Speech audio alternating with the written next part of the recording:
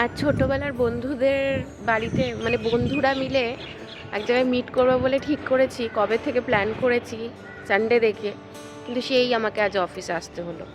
এখন 4টে বেজে গেছে, আমাদের লাঞ্চে সবাই মিট করার কথা, তো সবার লাঞ্চ হয়ে গেছে। এখন আমি যাচ্ছি, আমার ক্যাব এসেছে, ক্যাব বুক করেছি, যাই গিয়ে একটু গল্প টল্প করা, ওই আর কি।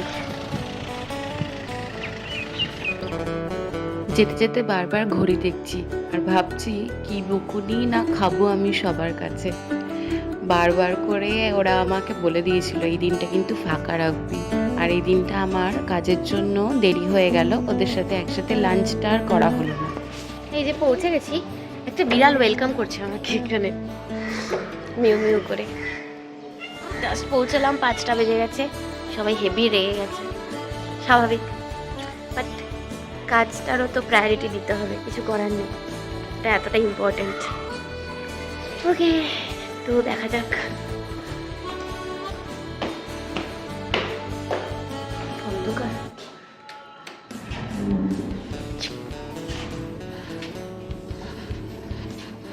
ভীষণ খিদেও পেয়ে গেছে আমার।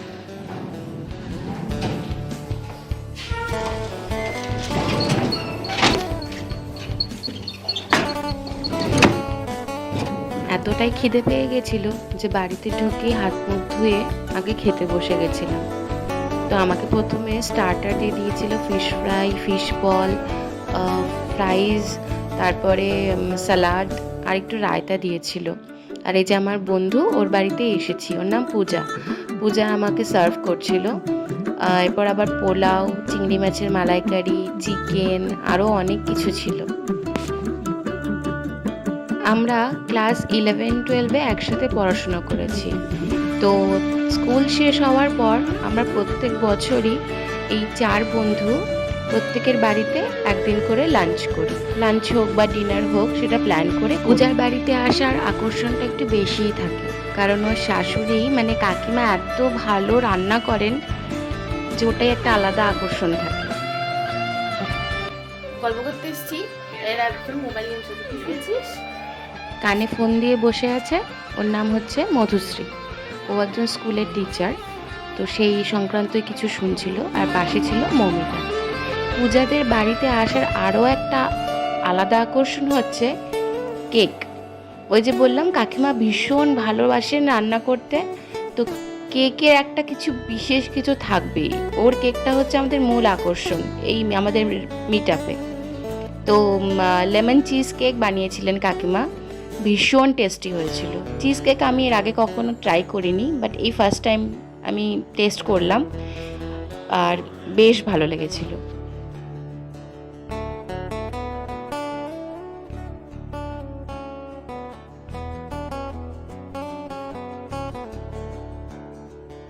দেখো, এত কিছু খাওয়ার পর ঠিক কাকিমা মনে করে আমাদের জন্য আবার বিকেলবেলা চায়ের ব্যবস্থা রেখেছে, আবার কেকটাতে সাথে আছি।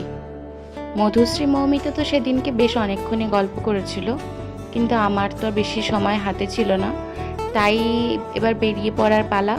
সবাই ক্যাব বুক করতে ব্যস্ত, আমরা যাব এক একজন এক এক দিকে, তবে একসাথেই ক্যাবে করে যাব ঠিক করেছি। এই যে কাকিমা ভীষণ ভালো রান্না করেছে, এবং আজকে যে কটা খেয়েছি সব কটা কাকিমাই বানিয়েছে। কত নিয়েছে না? আমরা এখানে ক্যাবের জন্য দাঁড়িয়ে আছি, ক্যাব বুক করা হয়েছে, সবার আলাদা আলাদা ডেস্টিনেশন। এইভাবেই হেসে খেলে গল্প করে খাওয়া দাওয়া করে সময়টা কেটে গেল। বাড়ি ফেরার পালা। আশা করি ব্লগটা তোমাদের খুব ভালো লাগলো।